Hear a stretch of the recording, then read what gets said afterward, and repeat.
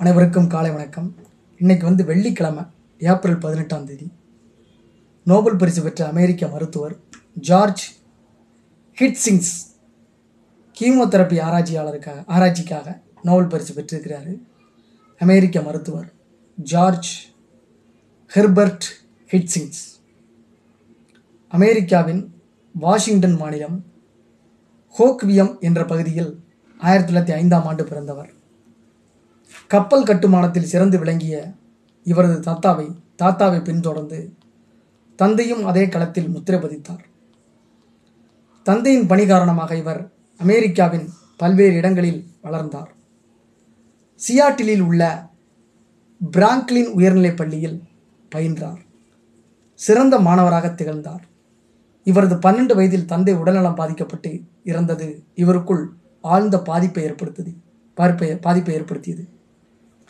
மருத்துவம் படிக்க வேண்டும் என்று உந்துதலையும் ஏற்படுத்தியது. அதற்கேற்பவே தன் பாடங்கள் ஆய்வுக்காக விஷயங்களை தேர்ந்தெடுத்தார்.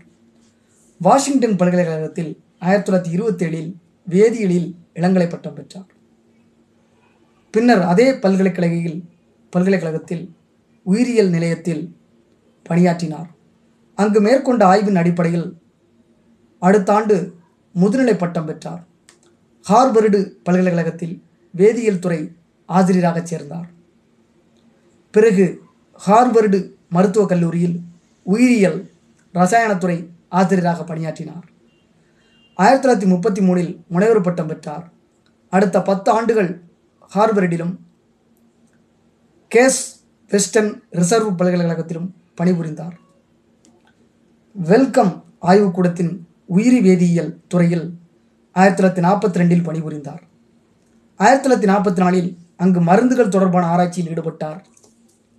இரத்த புற்றுநோய் சிகிச்சைக்கு பயன்படும் 2,6 டை அமினோ பியூரின் மற்றும் பி குளோரோஃபினாக்சி டை அமினோ பைரிமிடின் உள்ளிட்டவை குறித்த ஆராய்ச்சியில் ஹிட்சிங்ஸ் தலைமையிலான குழு ஈடுபட்டது.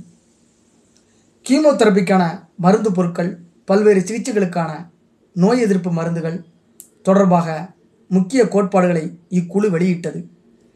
இந்த கோட்பாடுகளை கண்டறிந்ததற்காக ஹிட்சிங்ஸ் ஜேம்ஸ் பிளாக், கெர்ட் ரூட் எலியாம் ஆகியோருக்கு கூட்டாக 1988இல் நோபல் பரிசு வழங்கப்பட்டது. ஹிட்சிங்ஸின் கீமோதெரப்பி குறித்த ஆராய்ச்சி தான் அவர்களுக்கு நோபல் பரிசு கிடைக்க காரணமாக அமைந்தது.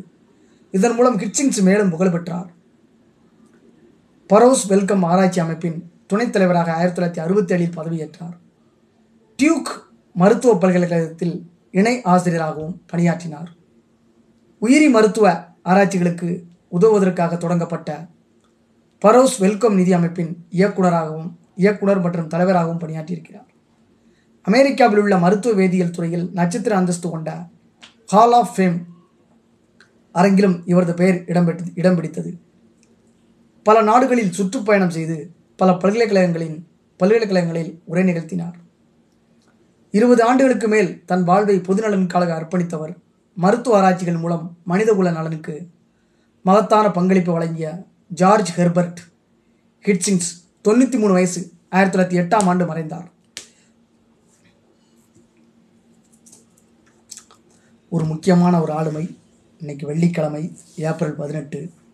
நோபல் பரிசு பெற்ற அமெரிக்க மருத்துவர் ஜார்ஜ் ஹிட்சிங்ஸ் 1905ஆம் ஆண்டு வங்கப் பிரிவினை நடந்த வருஷத்தில் பிறக்கிறாரு.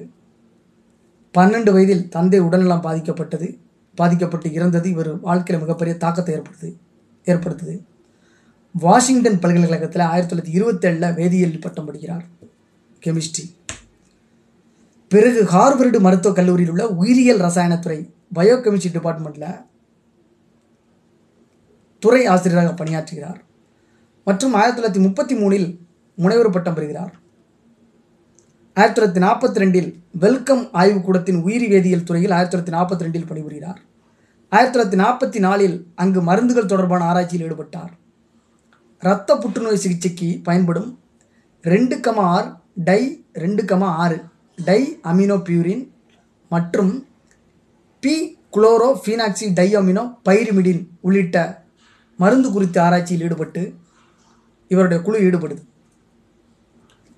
ஃபரோஸ் வெல்கம் ஆராய்ச்சி அமைப்பின் துணைத் தலைவராக 1967 பதவியேற்கிறார்.